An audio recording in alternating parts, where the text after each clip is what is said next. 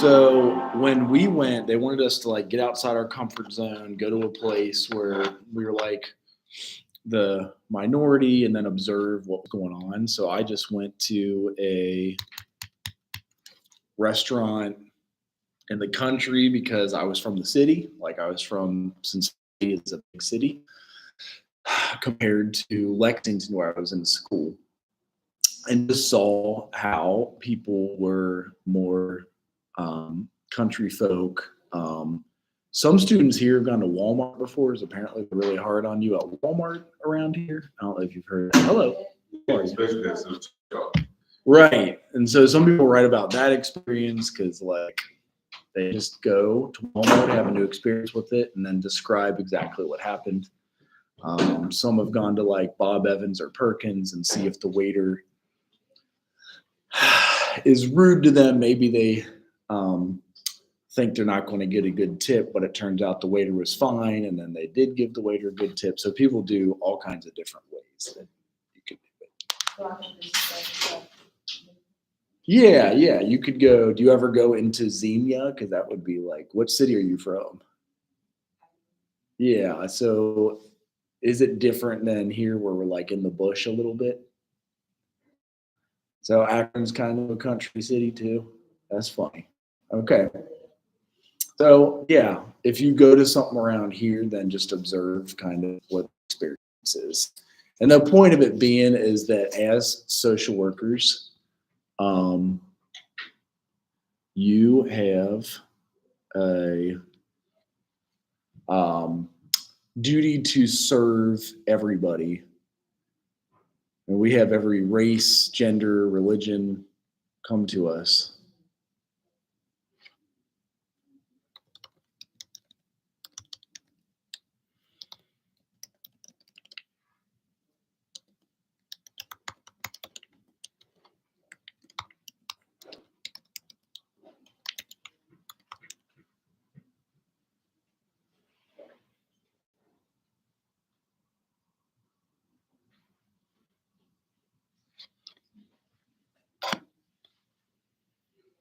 So let's see if we can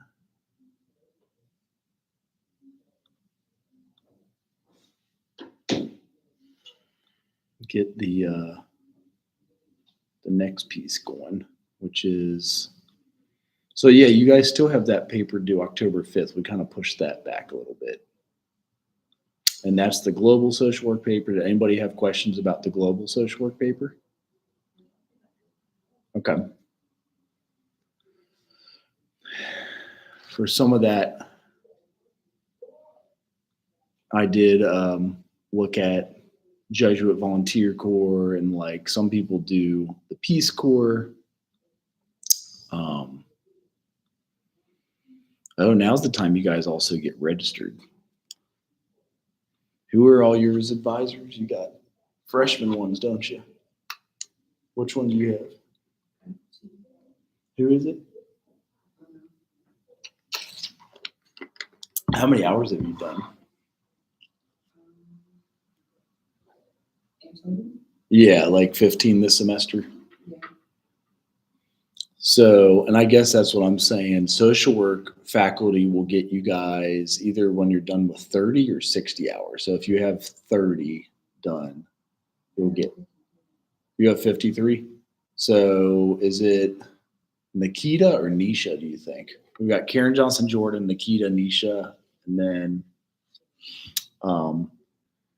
it's based off last name. Okay. Because you're social work too, right?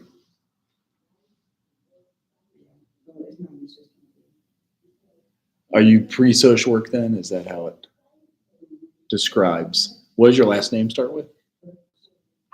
B. It's probably Nisha. I bet you your advisor is Nisha. Hello. That's probably who it was because she has like the first of the alphabet.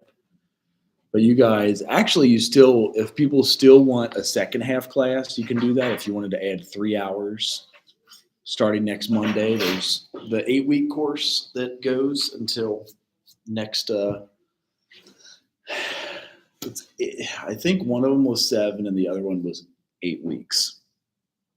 So there's those classes. And then there was next semester.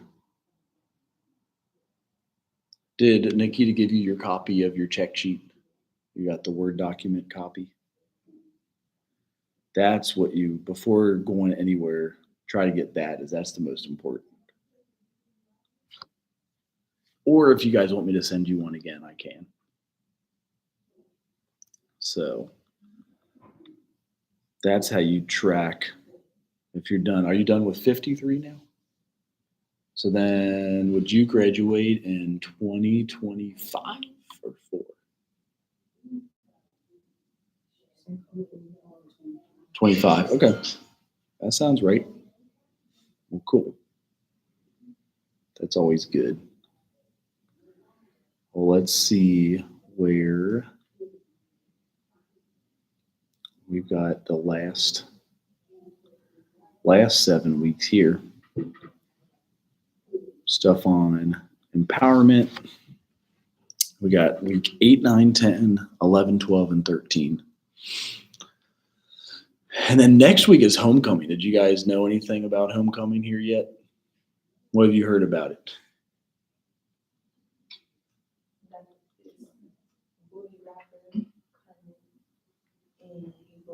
He's called a booty? Like bad. Not like he's got a good booty like a female. Okay, he's. What's his name? Oh, where have I heard that before? I've heard of that name before.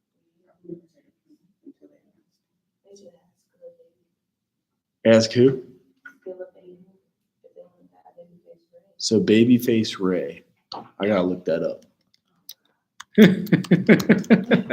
What song is he even known for? Is he going to go to school here? Oh, he does like Family is Greater Than Money. Bosses Lincoln with Bosses. What the Business Is. Ron Artest. Is he from Indiana, I guess? Okay. Right.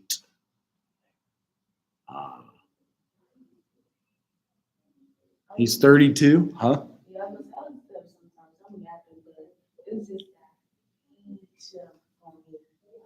Right. Well, maybe he wants to go to school here. Is that the. What's his. Any song he's even known for? Spill My Cup. Donda Bag. Is that like the ganja bag? That one's smooth. It's pretty much feel more good. Okay. It's from the deep. So he's like 10 years older than you guys would be. About.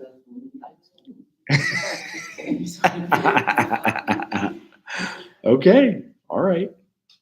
That's good to know. Well, I was going to say we have graduates who come in on those days to speak to the class. And that's next week it'll be Thursday. So they usually are folks who graduated from the social work program. And they, good morning. And so next Thursday for homecoming, some of our social work grads will come in and just check in with you guys and talk about what they do in social work. It's always only Thursday classes, which is weird to me, is they should extend it to Friday classes too. But they're going to talk about empowering you all.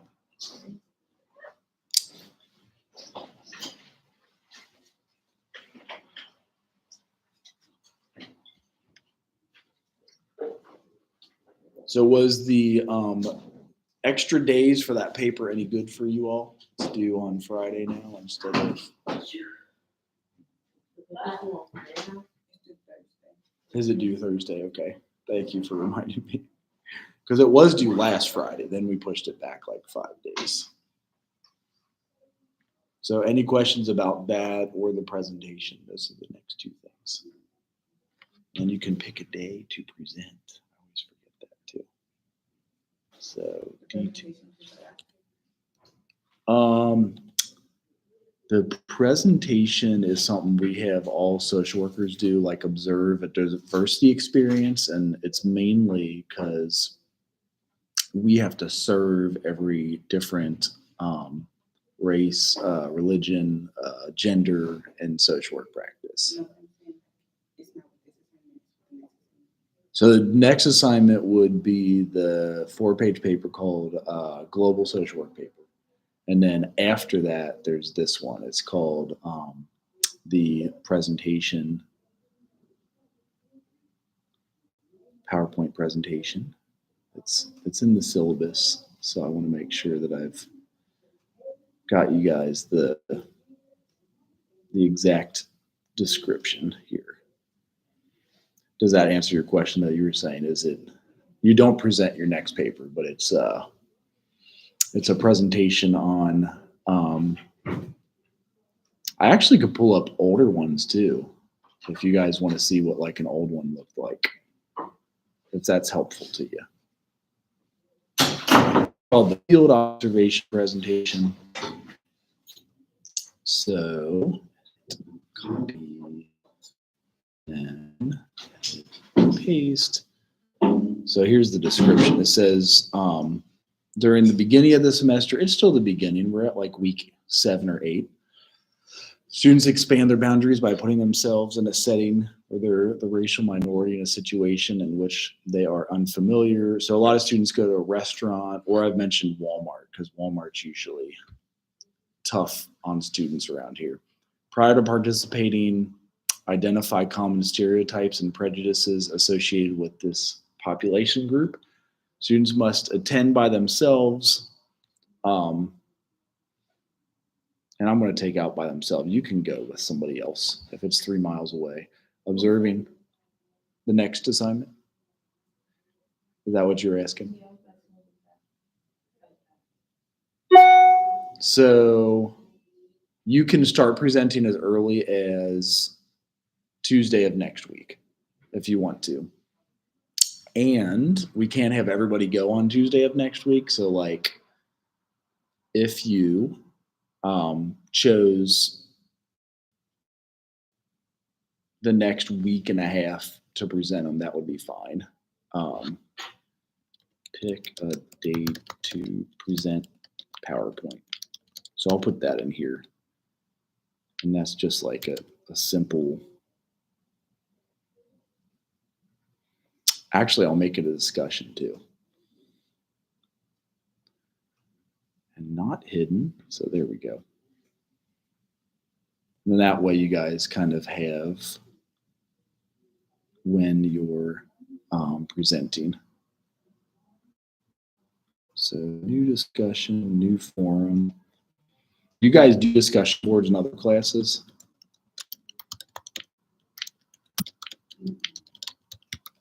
Not even the online ones? Well, this is so you can see what you're presenting.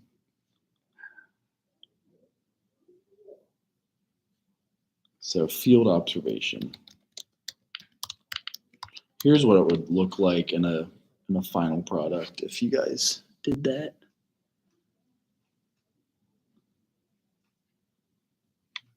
If it would load up for me.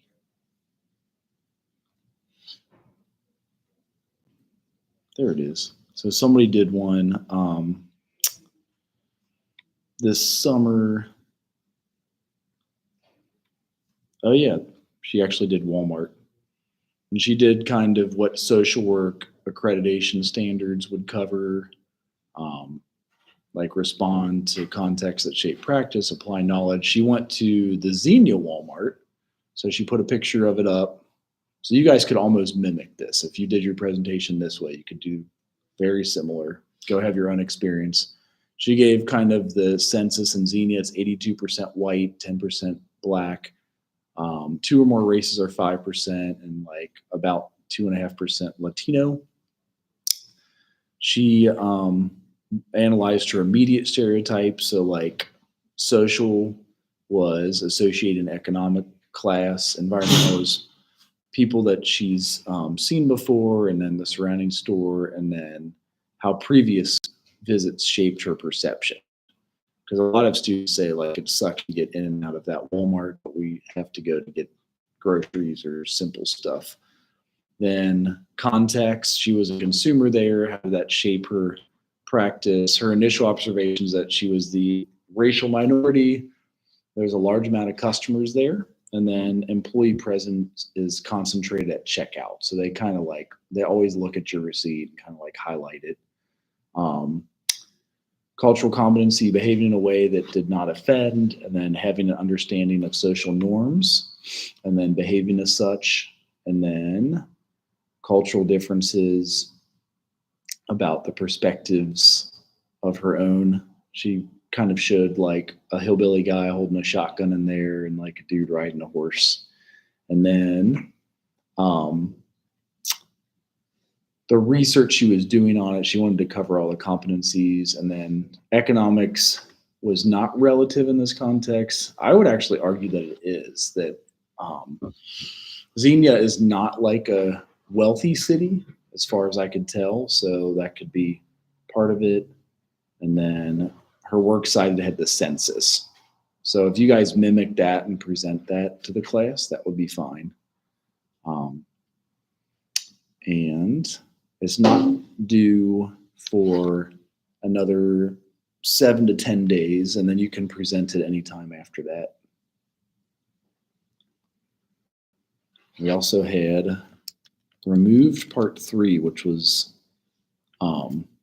about foster care. So this was the trailer to it. I'll show you first.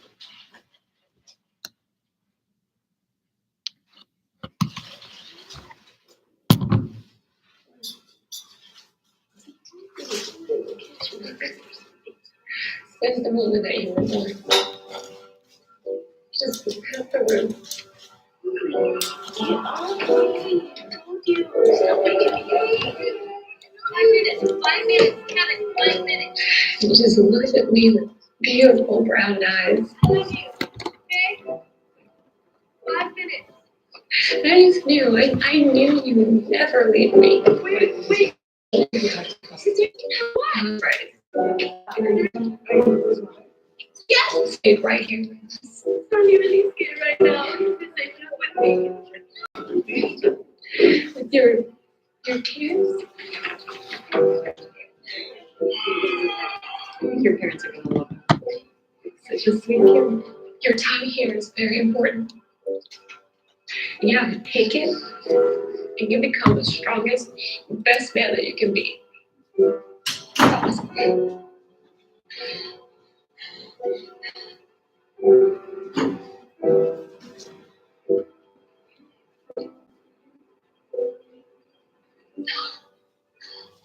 A lot of times in foster to adopt, they have like a temporary placement.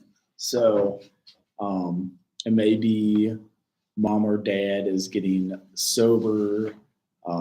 There could be like a safety issue. Does anybody have any experience with like seeing foster care or foster placement at all?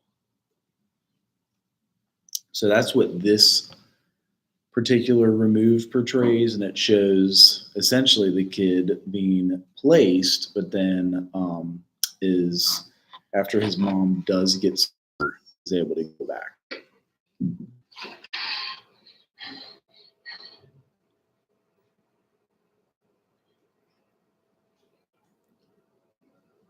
So he's taken at the beginning right here.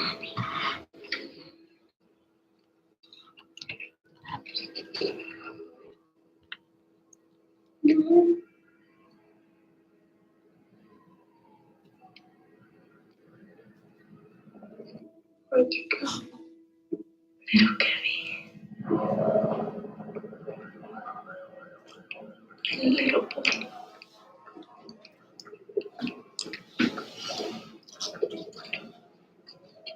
I never wanted you to have my life. The boy here. Yes. Are you the boy's mother? Yes. Okay. He is completely safe. So you don't have to worry about him. Wait. He's been put into protective custody. Protect us for what? I love you. I said that enough. transgender. It's made very, So very he was cool. taken because mom left him in the car alone, and we do see that often. And she was given a chance to recover. I'll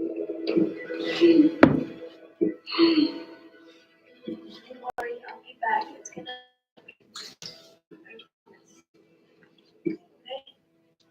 She left him in the truck. You come back.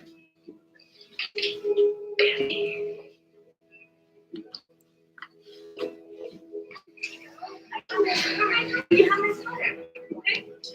It's 5 minutes. 5 minutes. You have it. 5 minutes. Okay, 5 minutes. I love you. Okay? You can't tell if it's drugs or prostitution. They kind of keep it ambiguous. Are you still there? I'm not gonna see him today. Well, we received a phone call from the Board of I was Health. gone for 5 minutes. What are you talking about? He is safe. Is there anyone that we can call? His father, any family? You will be able to see him, just not right now.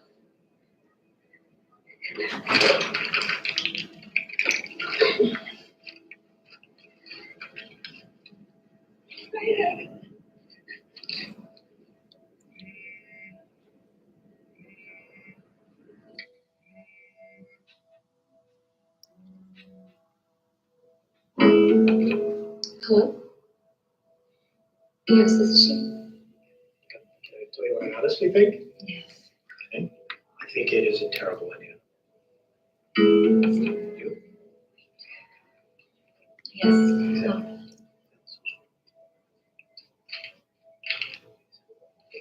Yes, I see.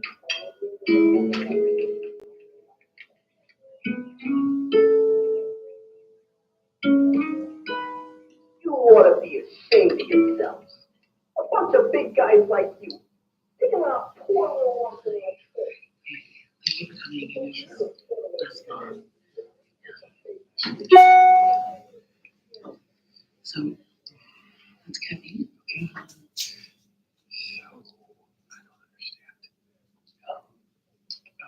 There was nowhere else for me. She was Hey, buddy. What's your name? Process for this doesn't even take. I'm Gabby. Very nice to meet you. Not too bad.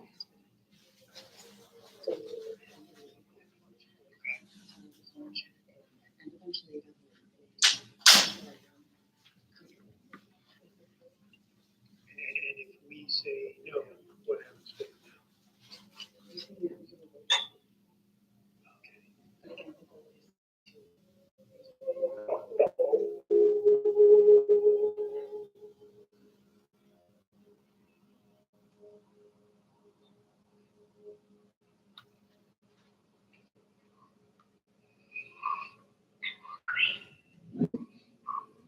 I'm hungry. Okay, go find food in the kitchen. I think there's some pizza.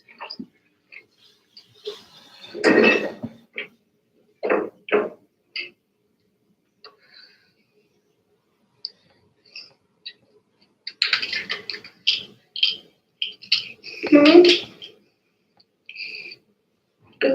You're calling. Mom? You're calling. I tried. Sorry, Mommy. Just one last time.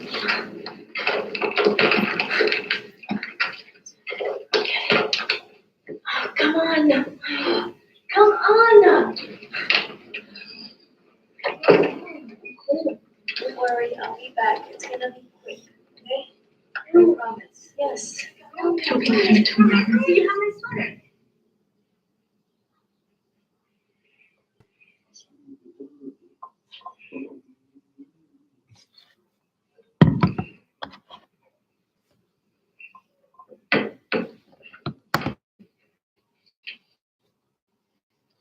Kind of go back and forth between before he was placed and after when he was placed.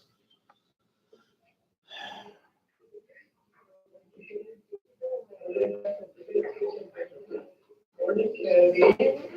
You. How are you? Like pancakes?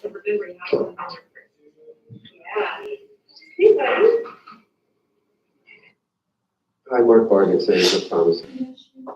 And the overall goal is supposed to be family reunification. So you'll see that here. In the previous ones, they actually relinquish custody. In this one, they do go for family reunification.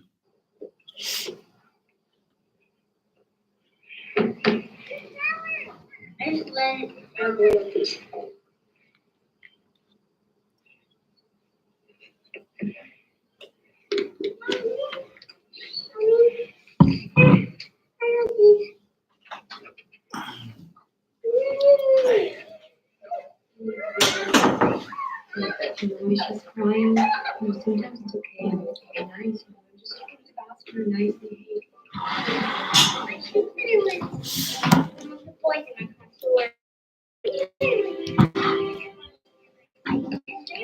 her nicely.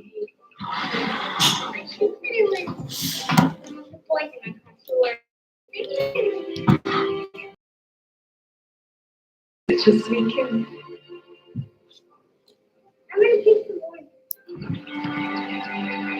Come on. She's just a little child on a convict. I'm not saying he's a convict, he's not just a child. We don't know where he comes from, we don't know anything about him. We don't know what it means for kids. I just don't want you to get too attached.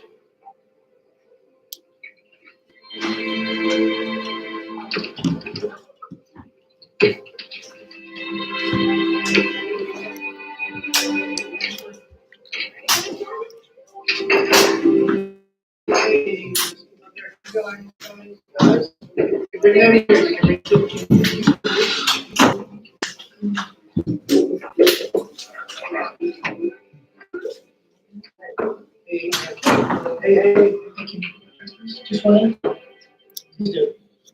So oftentimes when a kid's in a temporary placement, mom will go away to a drug rehabilitation center or dad. And when things get wrapped up, like the social worker will check in with both the family they were placed with, the kids, and mom or dad. And when the overall goal being family reunification, when they're done with that rehab process, the kid can go back. But in the meantime, they do have them at this foster home. Please do. Cheetahs are really, I think they're the fastest. You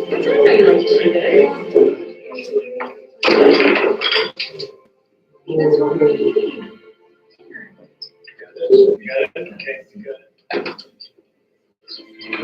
Come on. Okay.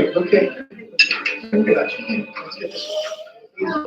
And he was also newly placed, and if you watch closely, that's his mom's sweatshirt, so that's kind of why he's freaking out when they want to wash it here. Hazardous scent.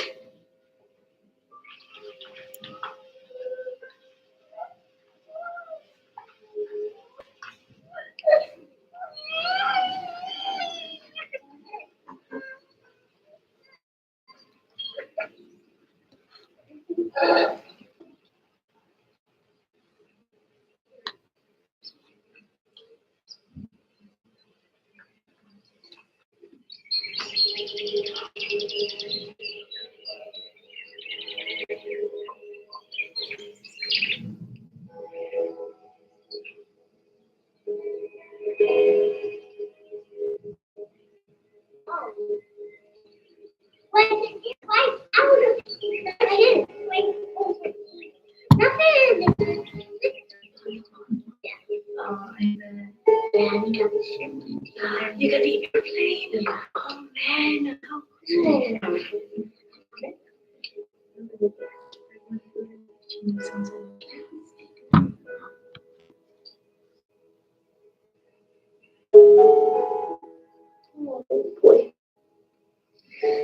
miss you so much. When you were born, you just looked at me with those bright brown eyes. And I just knew you would love me. Protect me till we turn over.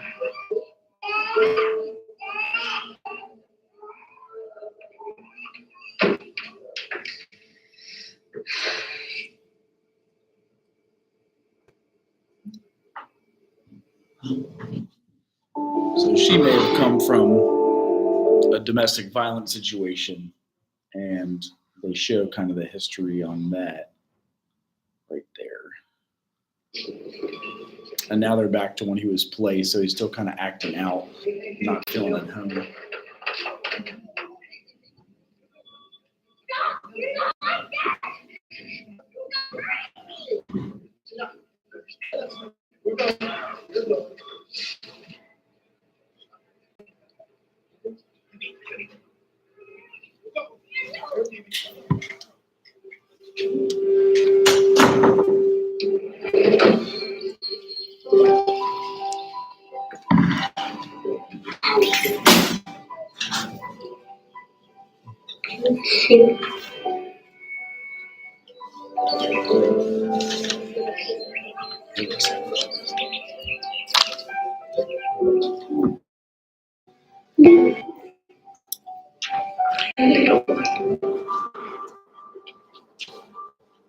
I miss you so bad.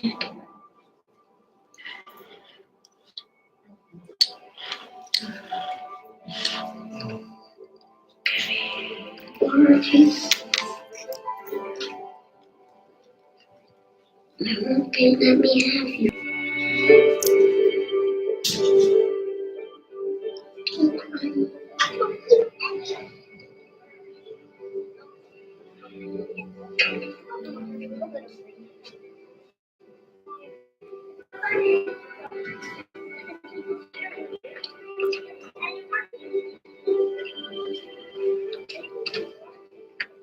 Still there?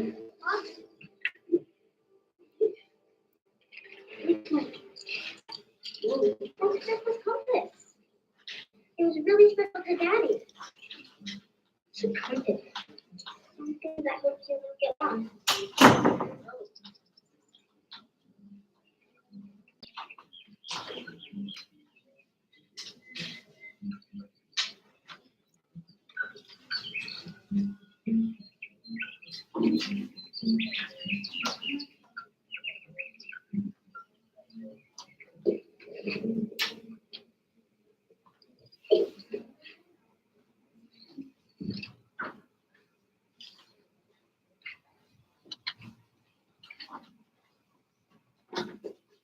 Did you find this?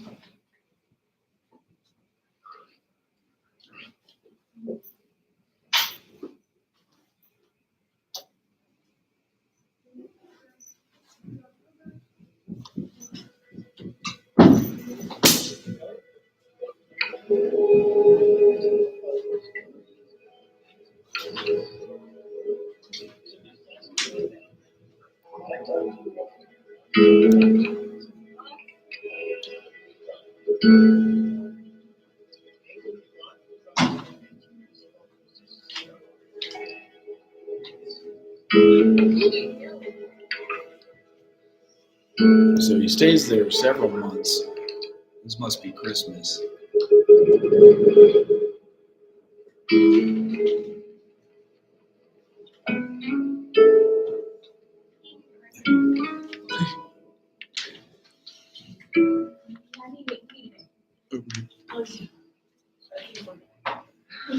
Hey.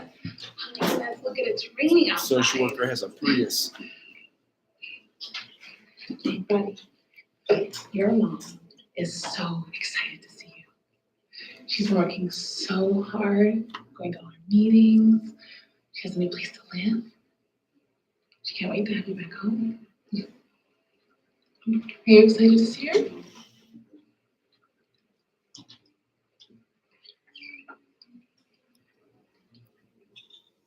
So he probably likes it there now. He's been there so long.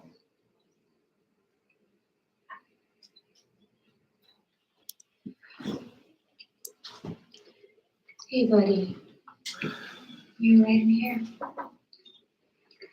Wanna come with me? Remember how I carry you like a kangaroo? Wanna do that again?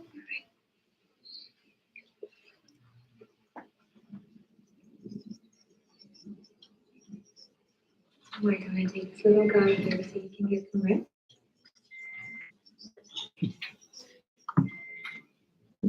Since the moment that you were born, you were a star. Just lit up the room. Remember it.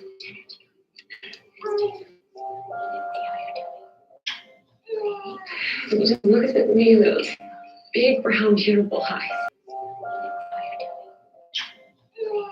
And you just looked at me with those big, brown, beautiful eyes.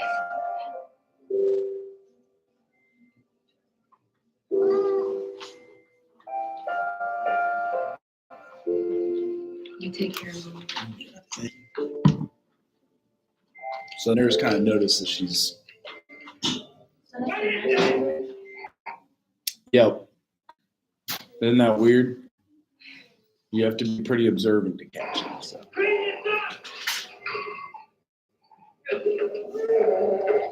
I knew you would never leave me. That's right.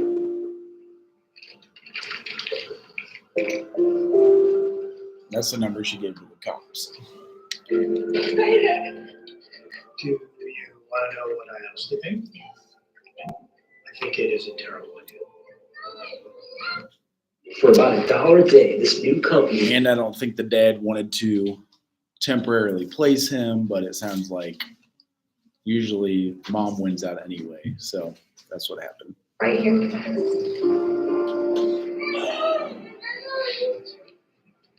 With your giggles, your smiles, your laugh, your tears. And you loved me. And you were a part of me. Your time here was a big part of you. Don't ever let go.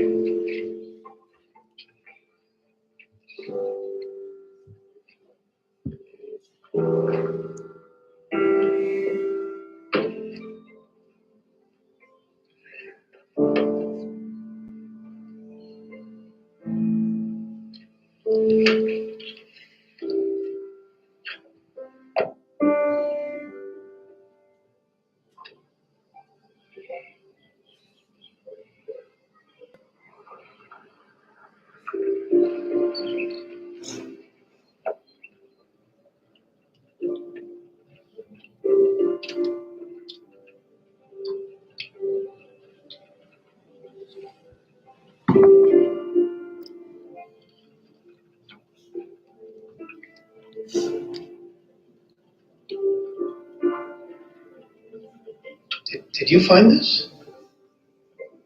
Wow, this was my dad's. Thought it was gone.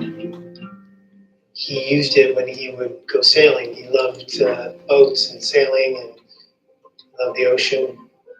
And yeah. Do you know what this is? This is a compass. And what it does is basically, you see that arrow there? So whichever way you move it, that arrow points north. And that helps you find your way.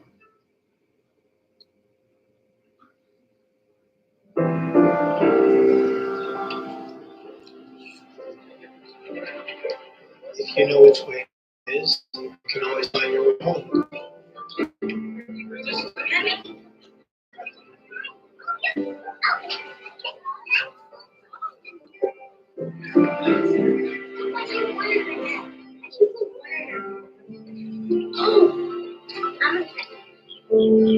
Try.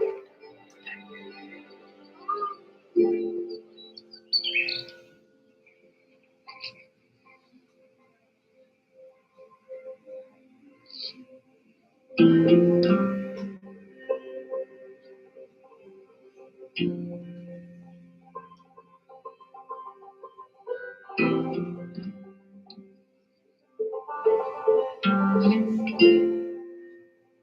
Gabby. Mommy.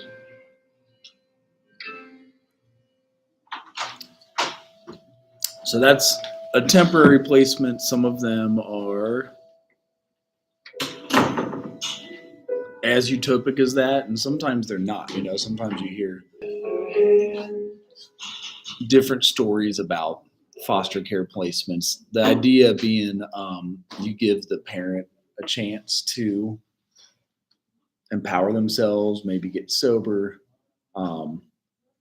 and that's kind of the generalist approach to social work. So we try to find ways to approach every situation, find out what the unmet needs are, try to serve the family and the community.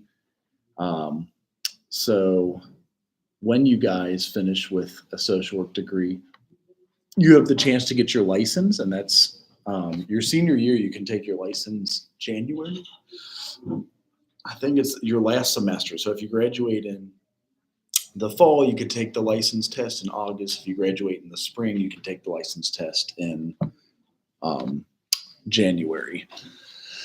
And that way, when you graduate, you're ready to get a job in April or May immediately, and that's helpful. So here's some of the stuff we do for empowerment. One of them is engagement, forming partnerships. So as you saw in the foster to adopt care placement, the mom who was a nurse obviously must have signed up to be a temporary care and worked with social workers for maybe people she saw on her floor that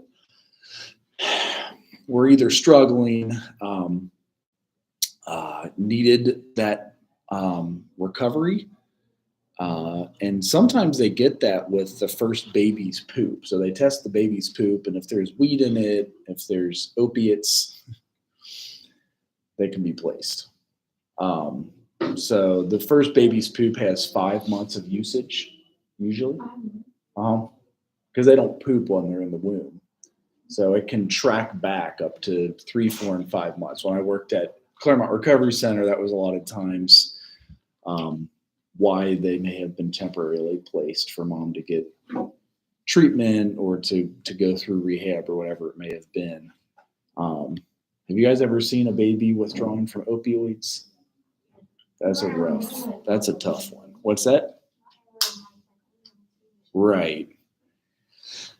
It's sad. They're kind of addicted at birth. So it's shakes, and that one's a little more obvious, but they'll put those babies in the neonatal unit and give a chance at recovery. It kind of reminds me of the documentary we watched in the first few weeks that was about like the mom who was getting recovered, and then they said 10 days after they filmed, she died, and the baby was placed permanently, obviously. A lot of times they try to go with family first, but if there is no family, we'll go next of kin or maybe a Lighthouse Youth Services or places like that. So that's yes, yep. When the mom was alive when they were filming, that was kind of sad. So sometimes you have mandated clients, which are voluntary. Those are often. I always say it's best when a social work partnership is voluntary, because like somebody wants to be there, somebody wants to get recovery, somebody wants to get the help. When it's involuntary, it's kind of like state mandated. You got the cops court ordering you, whoever, the judge court ordering you. Authority requires participation in social work service. I still say even if you're mandated, it's voluntary, because you can choose to go to jail instead. Some people do. They're like, I'd rather not go to see the social worker. I'd rather just sit in jail for a minute and get a vacation. What's that? Right. 3 hots in a cot for a while. So a lot of times it's addiction, child abuse, neglect, delinquency that's causing that. order in the first place. Sometimes lawyer stipulations, so maybe you got caught on the job. They have a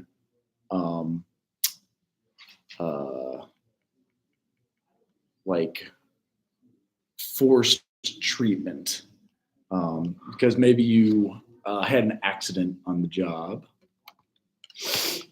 and they're like, if you don't get treatment, you can't come back and work. Some people choose to not come back and work, or if you do jobs still drug test even? Do they do that now that you can get weed So depends on the job. legal? I mean, in Michigan, they said they're not going to legalize weed anymore, so I think they should. Right. It's like stuff with licenses. 'Cause-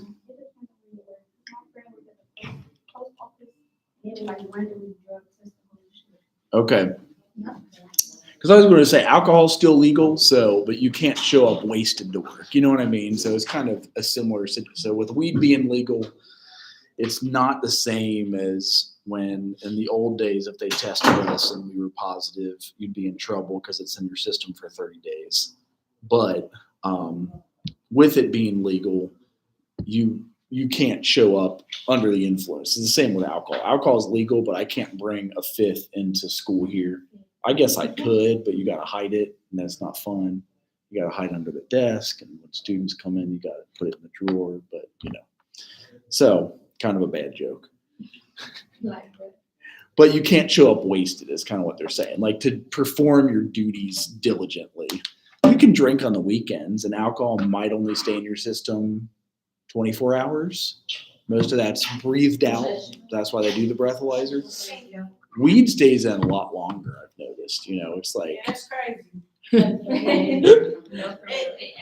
how long it stays in. Like if I'm about to be high for 30 days, okay. If you smoke a lot, I've seen clients have it still in their system 7 months later. So if you're daily, it's there for 7 months. You can see their levels going down. You know what I mean? Yeah. So again, kind of like the workforce. Yes, it is legal. Alcohol is legal. Sometimes the pain pills are legal too. Like you get them prescribed, but you can take them. You're not really supposed to drive on them. What's that? That's what old people do. Right. Yeah. Yeah. You get them prescribed, and some folks do that way. So that's like a mandated treatment. Then the last half of the dialogue stage. So like when we see folks one-on-one, interpersonal skills for developing relationships. So we're working on empathy, genuineness, authenticity. That one right here is one of the hardest as a social worker you'll do. So you have to have what's called unconditional positive regard for all of your clients. And you might be so annoyed by a certain client and you still see them and you have a positive regard for them. Like, how's it going today? What are you doing? Like, you really want to tell them off. And if it gets to that phase, sometimes it's best to talk to the supervisor. Like, can I pass this client on to somebody that might work with them better? Because it could be, for whatever reason, you just don't like the client. There's also the respect for diversity and difference. And that's where the PowerPoint presentation one that you guys will start doing next week kind of shows. Like, as different and diverse all of us are, we have to see every different type of client there is known to man as a social worker. I've had to see every race, religion, creed, and whatnot, and they are different than me and what I was brought up with, and that's the point of it, diversity. Hello.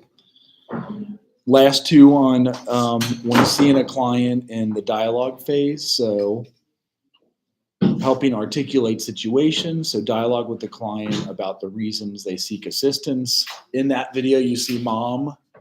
The social worker said, your mom's so excited to see you. She's been going to all her meetings. That tells me she either went to Alcoholics Anonymous or Narcotics Anonymous. And those meetings are like daily. And then also different facts, events, and reactions or previous attempts to deal with the situation. Maybe she tried to get sober before. Maybe she was court mandated before. But it was the temporary placement of her kid that finally was, she's like, oh shit, I got to quit this stuff, or I got to quit taking the pills, or quit hoeing to get the pills, whatever, like was it a prostitute situation, or was it just, she was addicted to that medicine and had to buy it from the dude on the street because she took all her pills at once and was out. Because there is a physical addiction with that. And then you also consider cultural context and transactions with social environments. Sometimes with alcoholism, there's a source of barriers because it is native to their population. Some folks say, like, on the reservations, some places there's more alcoholism than there is in the inner city. Some then look for the reservoir of strengths and resources. So, like, what resources does your client have? What good family members do they have, or friends that they can stay in contact with to get sober, if that's what they're looking for? Then this is one of the most important things to do with your client is clarify your purpose and preliminary plan. So, like, I had to make a treatment plan with a client last night. I see clients about 8 per week because with our teachers union, they only want us to do 1 day of work outside of campus. And I do that to keep up my license. So I see clients on Mondays at 3, 4, 5, 6, and 7, and I see them on Wednesdays at 9, 10, 11. And when you make a treatment plan, you want to make it with them. So sometimes it's this initial stuff that gets you there, like safety with that kid. He wasn't safe. He was left in the car alone. So the cops temporarily placed him. Food insecurity, which you saw that with him too. His mom's like, he said, I'm hungry. And his mom's like, go get the pizza out of the fridge. You see him looking through the fridge, the cupboard, there's no food. Maybe there's lack of shelter, like if they're living in the truck. Maybe there's immobilizing emotions, threats of suicide, abuse or neglect, which you saw in the mom. She had bruises all over, and why the nurse gave her number. And even intimate partner violence. So that's some of the stuff that comes up in the dialogue. One of the last thing is then responding to the needs for immediate action. So we talk about confidentiality. When a client comes to see me, I say everything shared here is confidential unless if you're a harm to self or others. So that's when we're a mandated reporter. We've got to go tell for a safety situation to get somebody back to a safe space. And then, but do you use like your best judgment to determine like if somebody else is in harm, or is it like certain stuff that they say? It often is stuff that they say. So when it's kids, that's also a lot different under the age of 18, because a lot of times they're a dependent. They depend on that parent. If you notice there may be physical abuse or even sexual abuse, if they've mentioned something of that, that's mandated reporter stuff. So like nurses, social workers, teachers all have to mandatedly report that to. In Cincinnati, we call 2-for-1 kids, and then they investigate. So all you have to do is call a number, they investigate. It's not up to us to investigate it. But if we find out about it, we call, the number may be different up here, but in Cincy it is 2-for-1 kids. Make referrals as required. Preemptive crisis situations, like if you notice there's no food on a home visit, maybe at least getting them to a food pantry, helping with something. The client's needs extend beyond the scope of the agency. And the expertise of the social worker doesn't apply to the client situation. So like if you can't help them, you will try to refer them to a social worker that might have that expertise with it. When you do that, like you send it to somebody else, is that like, does it make you look like you don't know what you're doing because you send them to someone else? If you want to think of it that way, but like it's very hard to be an expert on everything. Like that's why they have certain trainings that go into trauma training. That's why there's, if somebody needs a grief specialist, I'm not certified in trauma and grief or like grief counseling. So I would refer them to a specific grief counselor as they had a death in the family. Or if there's somebody who doesn't know addictions, they may refer them to me if that's my special area. So no, it's good to refer. It actually shows that you do know what you're doing because you say, this is outside of my scope of practice. I specialize in this, so I'm going to refer you to them.